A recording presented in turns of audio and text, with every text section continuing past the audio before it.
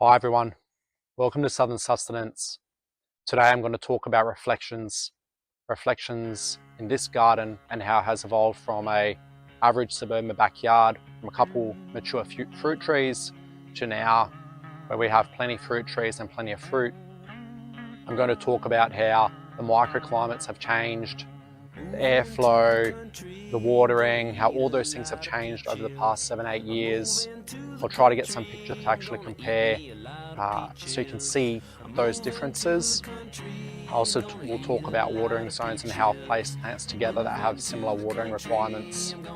This was all done to cool the land, especially now it's summertime and we're having days of high 30s here. So without further ado, let's get into it. Starting things off, we've got the pond here. I spent a few days trying to clean it out of all the excess plants that we have. Good to see that the ecosystem here, it's still working. Can't see it right now, but the fish are still alive there. It's all doing its thing. It's all evaporating and making this area more humid, which lowers the temperatures. So very good to see.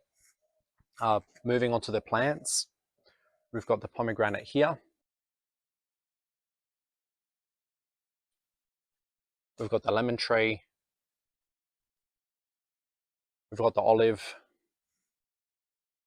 seed grown Kalamata olive. So the point that's worth pointing out is when the trees get this big, you don't have to water them often. So it's actually counterintuitive. The more plants you have, it changes the climate. So you end up actually watering it less because the trees are mature, so they look after each other. We've got the sultanas here with plenty of fruit. So I planted these along here and I've put some wires up, and this is to stop the wind coming and heating up all this sort of patio here. So it's helping. That golden chalice vine, got the granadilla passion fruit there. The Irish strawberry, that's one of the olive, the grapes, they don't need watering, very self-sufficient. So with the dragon fruits, I managed to find these concrete poles and get them in the ground. I didn't want to use wood because it can leach chemicals in, so found concrete, put them in, they don't move, and they're sturdy enough to support the dragon fruits. So I used bits of pieces of untreated wood together and that sort of fell apart, so concrete was the way to go. The ice cream bean, it had flowers for the first time that I've noticed. So yeah, quite amazing. The trees are now maturing. They're getting to the stage where they're either bearing or they're starting to bear fruit. This is a mulberry from my mum's place. So this is just a little cutting I took of a weeping mulberry. My mum grew it and then it got too big, so I cut it down and put it here, and it's been a few weeks and you can see how resilient it is, even with the hot temps that we've had. Just a constant watering and it's already, buds already breaking. Spoken about this before, this is a grafted white pomegranate. First time that it's sort of holding fruits on it. It's had flowers before, but they all seem to drop off.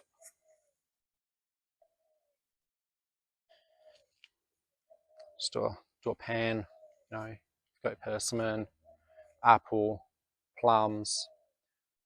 We'll take a bit of a walk and I'll take you through what's changes here. So sugar cane and some grafted plums here. It's going great. It's providing that shade, buffer in the wind. But this is the wet zone of the garden. So you can see that North American pawpaw, had all this grass and it's managed to survive. Asamina triloba, so it can deal with the cold and the hot and drought and flooding and everything. Very hard to find. I've also got that banana passion fruit there, growing up the sugarcane. And here is this banana-like plant. It's a green banana. So it's used for cooking rather than just eating straight. Some mulberry cuttings that I got from Canberra, and I've moved that avocado from where the other one was. So this is the Fuerte to back here.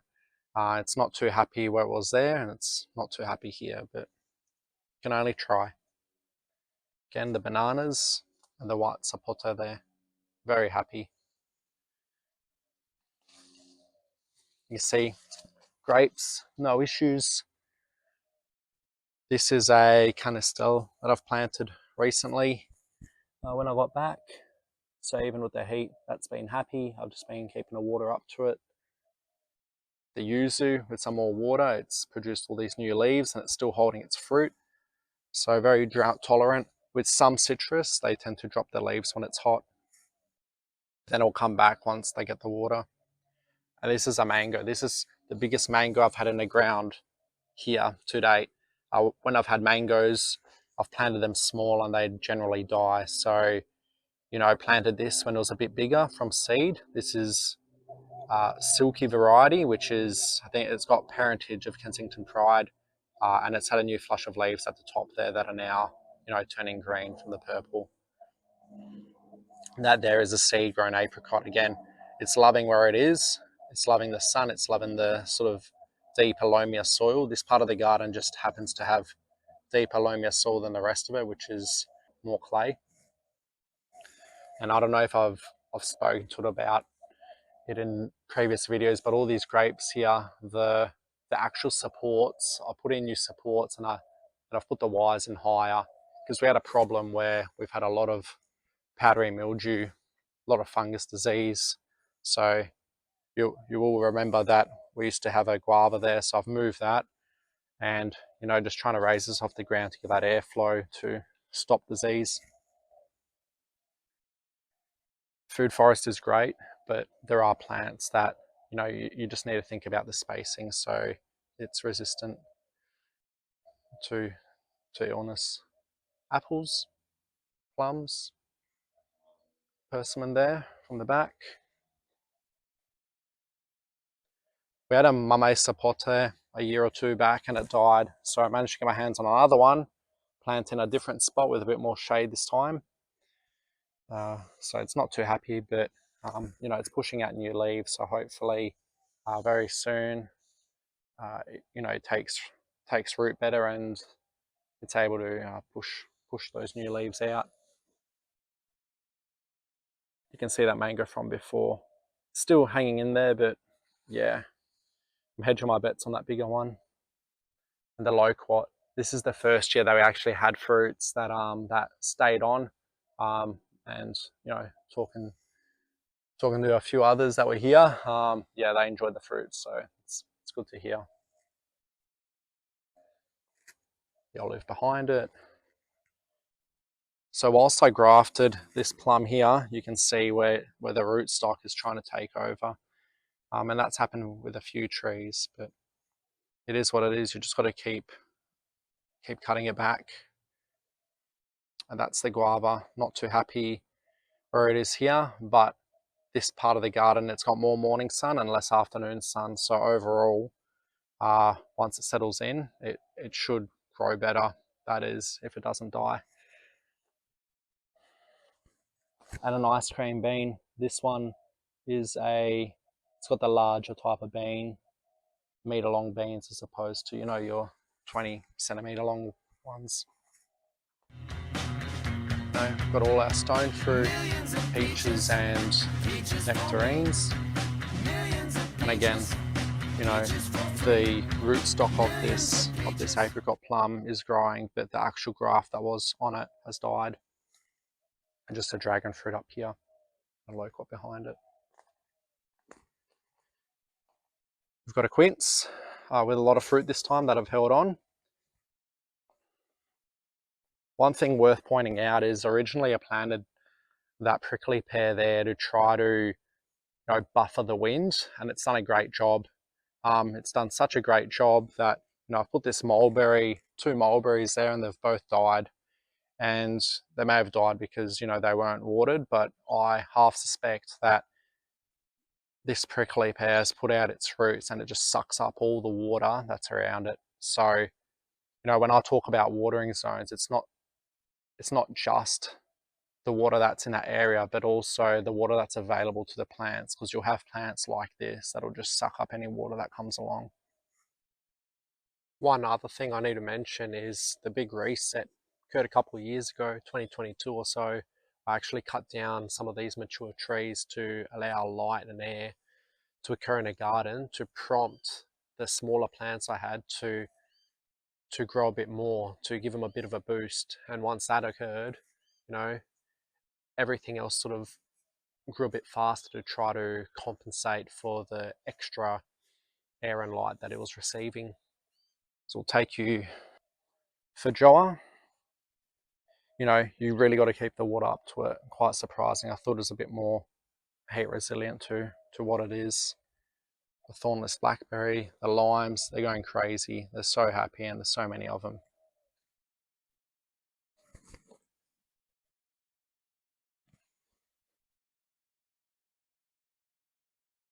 Figs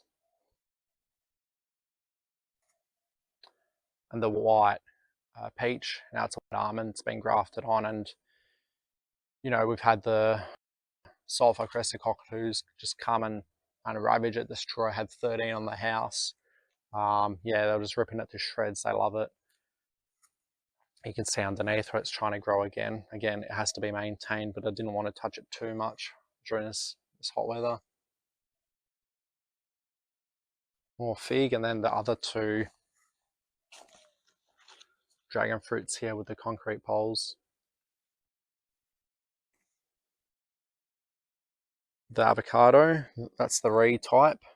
It's pretty happy how it is, to be honest with you. Did get a bit singed yesterday, and I've tried to put the shake cloth on it, but you can see how the plants know they push the water to the tips to keep that growth tip growing, and the rest it doesn't matter if it singes. Yeah. And then table grapes up there, and another pomegranate. So to just quickly sum it up, what I've tried to do over these past few years is to keep the water in the land and change the environment to allow that to happen. So whether it was reducing the heat banks that we've had, so the big brick walls with the metal tin roofs, putting in the swales that we've got, along there, adding in the plants to increase those heat banks, pruning to reduce disease but allow airflow. It's all been a sort of balance to see what works. But also, mulch, allowing water to penetrate, having wet zones, congregating plants there that, have the ability to absorb that extra water when it's wet, and everywhere else, hand watering as to the plant's requirements. Here we've got a rootstock trifoliata.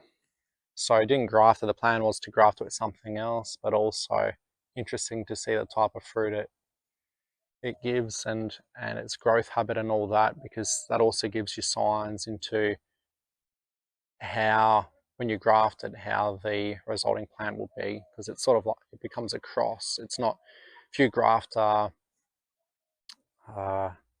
orange on this, it won't be a pure orange. It'll sort of have some of this genetics in it too. Come back around, the only other plants I haven't taken you through yet is that blood orange there. We've had some issues in the past with ants, like those stink bugs, but also ants producing scales. So I've sprayed that. It's got all this new growth, but it is slow growing, and I have been keeping the water up to it. But I have seen fruit growing if it doesn't get burnt. There is fruit.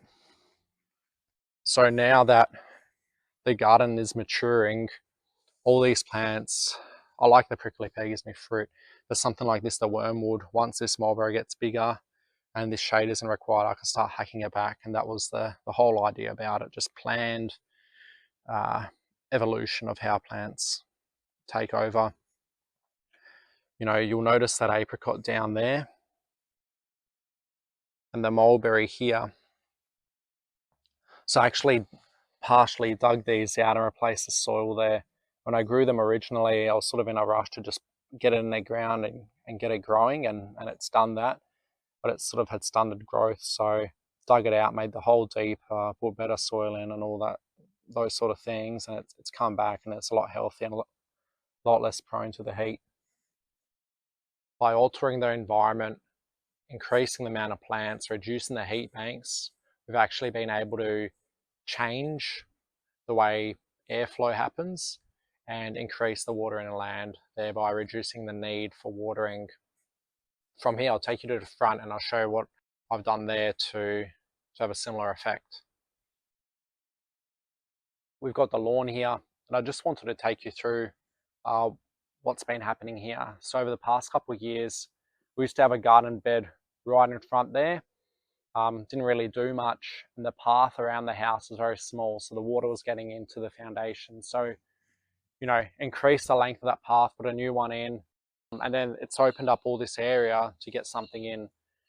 Ideally, I'd want plants to try to buffer the heat, but in terms of ease of maintenance, that went with grass, and I didn't want the kikuyu. I wanted this stuff. It's nice and soft, and it's a lot more drought tolerant. It's tiff tough.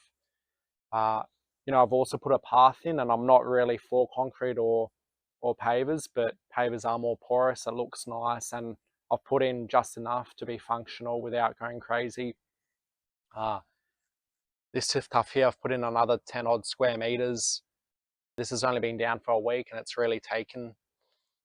The only thing I've got to watch out for, and whilst I've been visiting here, I've kept an eye out for kikuyu runners and just ripping them out. And you really got to follow it to make sure that you get the whole runner, because at times it looks like it's only a little bit, but you start pulling it, it ends up being like a foot long. So I've been ripping that out. I chose to not do the commercial way, which is, rip everything out, glyphosate, weed mat, new soil.